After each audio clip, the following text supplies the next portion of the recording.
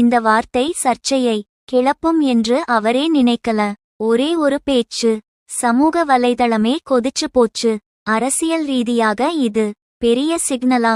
யார் அவர் இவரா இப்படி பேசினார்? கொதிக்கும் விஜய் ரசிகர்கள் தொண்டர்கள் சப்ஸ்கிரைப் பண்ணிட்டு முழுவதும் பாருங்க, நீங்களும் கொதிச்சுருவீங்க.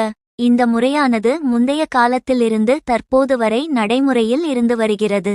அதன்படி எம்ஜிஆர், ஜெயலலிதா, விஜயகாந்த், சரத்குமார், உதயநிதி ஸ்டாலின் ஆகியோர் அரசியலுக்கு வந்துள்ளனர். இவர்களின் வரிசையில் தற்போது நடிகர் விஜய் அரசியலில் குதித்துள்ளார். கன்னட சூப்பர் ஸ்டாரிடம் அரசியல் கேள்வி. அதில் தமிழ்நாட்டில் எம்.ஜி.ஆர். காலத்திலிருந்து நட்சத்திர நடிகர்களான விஜயகாந்த், சரத்குமார், விஜய் ஆகியோர் அரசியலுக்கு வருகின்றனர்.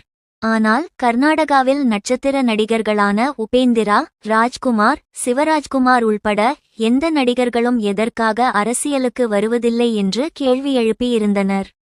இதற்கு கன்னட சூப்பர் ஸ்டார் சிவராஜ்குமார் அரசியல் ரீதியாகவே பதில் அளித்து இருந்தார்.